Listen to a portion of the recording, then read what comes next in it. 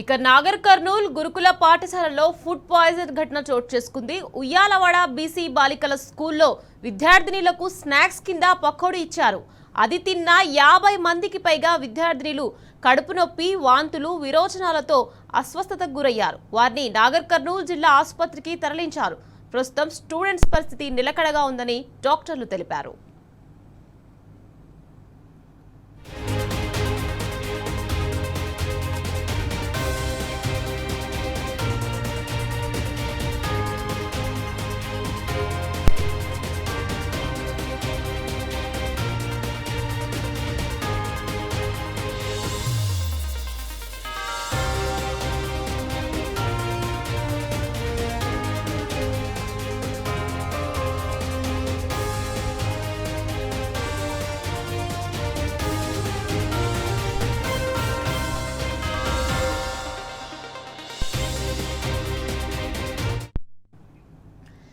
నాగర్ కర్నూల్ గురుకుల పాఠశాలలో food poison ఘటన చోటు చేసుకుంది. ఉయ్యాలవాడ బీసీ బాలికల స్కూల్లో విద్యార్థినులకు స్నాక్స్ కింద పకోడీ ఇచ్చారు. అది తిన్న 50 మందికి పైగా విద్యార్థినులు అస్వస్థతకు గురయ్యారు. రైట్, ఇదే విషయానికి సంబంధించి మరింత సమాచారాన్ని మా ప్రతినిధి శేఖరాచారి అందించేందుకు సిద్ధంగా ఉన్నారు. శేఖరాచారి, చెప్పండి, ప్రస్తుతం విద్యార్థినుల పరిస్థితి ఎలా ఉంది? ఫుడ్ పాయిజన్ కి సంబంధించి మీ దగ్గర అప్డేట్స్ ఏంటి శేఖరాచారి? నాగర్ కర్నూల్ జిల్లా కేంద్రంలోని నాగర్ కర్నూల్ మున్సిపల్ పరిధిలో ఉండేటువంటి ఉయ్యాలవాడలో ఉన్నటువంటి బీసీ బాలికల గురుకుల పాఠశాల, దీంట్లో హై స్కూల్ ఉంటుంది, జూనియర్ కళాశాల కూడా ఉంటుంది. దీనికి సంబంధించి నిన్న మధ్యాహ్నం నుంచి కూడా ఫుడ్ తిన్నప్పటికెళ్ళి పిల్లలు అస్వస్థతకు గురయ్యారని చెప్పేసి తెలుస్తున్నటువంటి పరిస్థితి కనిపిస్తా ఉంది.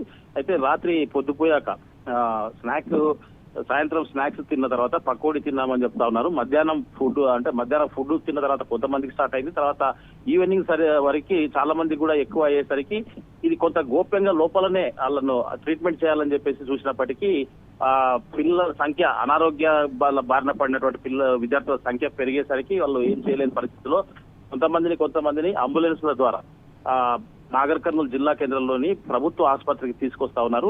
అయితే ఒక 3 అంబులెన్స్ల ద్వారా అక్కడికి పిల్లల 50 మంది వరకు తరలించారు.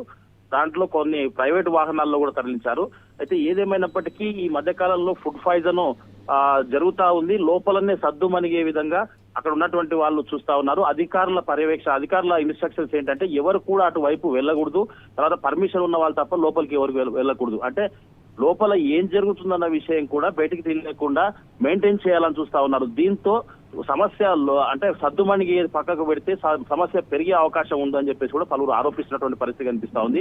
అయితే ఇదంతా కూడా రాత్రి పొద్దుపోయే వరకు కూడా ప్రభుత్వ ఆసుపత్రికి తీసుకొచ్చి వాళ్ళందరూ కూడా చికిత్స అందిస్తున్నటువంటి క్రమంలో కొంతమందికి కొంత మెరుగ్గా ఉన్నప్పటికీ కొంతమందిని పంపించే ప్రయత్నం చేశారు. కానీ చాలా మంది వరకు అయితే అక్కడ ఇన్ పేషెంట్ గా అడ్మిట్ చేసుకుని వాళ్ళకు గ్లూకోజ్లు కూడా పెట్టినటువంటి పరిస్థితి.